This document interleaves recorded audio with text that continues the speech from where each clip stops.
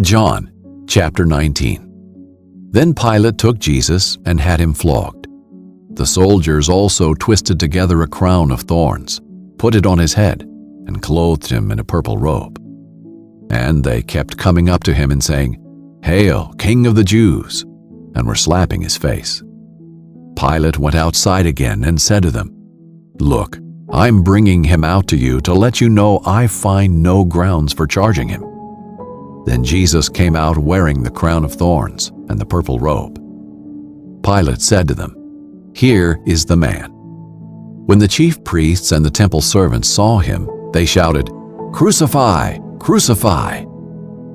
Pilate responded, "Take him and crucify him yourselves, since I find no grounds for charging him." "We have a law," the Jews replied to him, "and according to that law he ought to die, because he made himself the Son of God." When Pilate heard this statement, he was more afraid than ever. He went back into the headquarters and asked Jesus, "Where are you from?" But Jesus did not give him an answer. So Pilate said to him, "Do you refuse to speak to me? Don't you know that I have the authority to release you and the authority to crucify you?" "You would have no authority over me at all," Jesus answered him, "if it hadn't been given you from above. This is why the one who handed me over to you has the greater sin." From that moment, Pilate kept trying to release him. But the Jews shouted, "If you release this man, you are not Caesar's friend. Anyone who makes himself a king opposes Caesar." When Pilate heard these words, he brought Jesus outside. He sat down on the judge's seat in a place called the Stone Pavement, but in Aramaic, Gabbatha. It was the preparation day for the Passover, and it was about noon. Then he told the Jews, "Here is your king." They shouted, "Take him away! Take him away! Crucify him!" Pilate said to them, "Should I crucify your king?" "We have no king but Caesar," the chief priests answered. Then he handed him over to be crucified. Then they took Jesus away. Carrying the cross by himself, he went out to what is called Place of the Skull, which in Aramaic is called Golgotha. There they crucified him and two others with him, one on either side, with Jesus in the middle. Pilate also had a sign made and put on the cross. It said, "Jesus of Nazareth, the King of the Jews." Many of the Jews read this sign because the place where Jesus was crucified was near the city, and it was written in Aramaic, Latin, and Greek. So the chief priests of the Jews said to Pilate, "Don't write the King of the Jews, but that he said, 'I am the King of the Jews.'"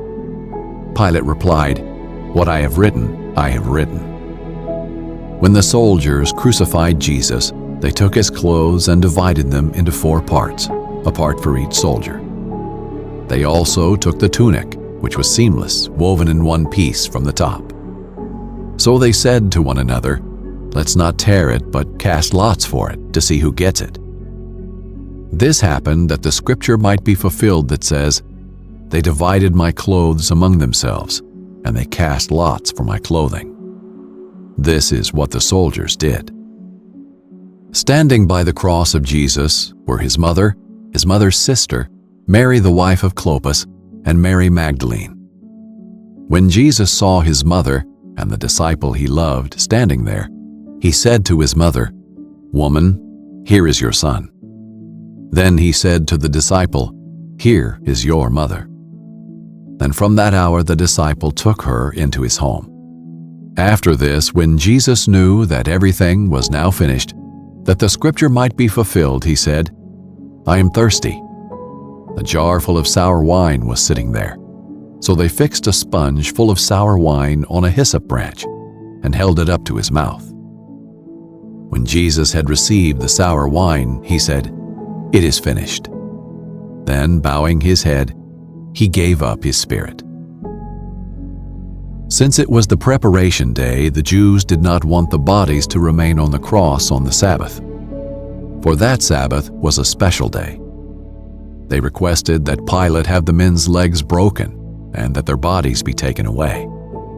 So the soldiers came and broke the legs of the first man and of the other one who had been crucified with him.